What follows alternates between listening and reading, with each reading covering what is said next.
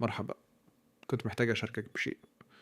يمكن يكون صعب. أنا مرهق، تعبان لدرجة ما كنت أتخيلها. في مكان عمري ما تمنيت أكون فيه، أدرس شيء مش بيناسبني مش بطيئه، وكل يوم بحس إني بضيع. حسيت إني خذلت الكل، خذلت أهلي، خذلت نفسي، وحتى أحلامي الصغيرة. وكل ده كان بسبب لحظات بسيطة من التراخي، تأجيل، كسل، ضعف.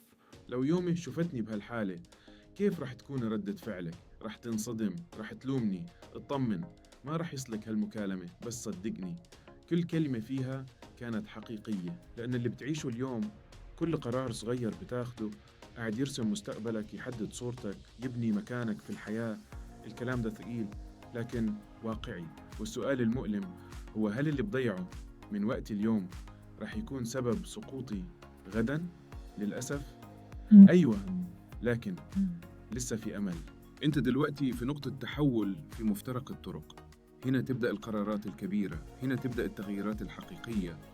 قف، حتى لو كنت في نظرهم مجرد طالب عادي تائه مرتبك، ما في مشكلة. رجع على غرفتك، افتح كتبك واشتغل بصمت. ابني قوتك بأيدك، ابني مجدك بحروفك. خليهم يشوفوك عادي، لكن بينك وبين نفسك كن أسطورة. ما تعلنش نيتك، ما تفرغش طاقتك بالكلام. وفر الدوبامين لفعل مش حكي. اسمعني كويس، هل تشوفني شخص عادي؟ تمام، استعد لصدمة. استعدوا لأول اسم على قائمة المتفوقين.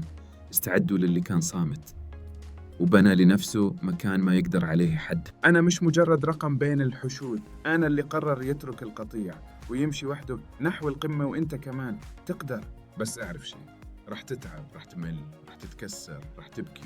بس ابكي وإنت ماسك القلم، ابكي فوق دفترك، ابكي وإنت بتقاتل لأجل مستقبلك. أنا آسف، ما عنديش رفاهية الانهيار. ورايا حلم كبير وهدف أعظم من إني أضعف. لو غيري وقع ياخد وقته، لكن أنا اخترت أمشي رحلة عظيمة، رحلة رسمتها بدمي ودموعي وألمي. أنا مشيت بطريق لا الأرض تقدر تحتويني فيه ولا السماء تكفيني. أنا كتبت هدفي بخط إيدي، والنهاردة أنا ماشي وراه. فاسمعني من قلبك ورددها، يا حلم، ها أنا قادم إليك.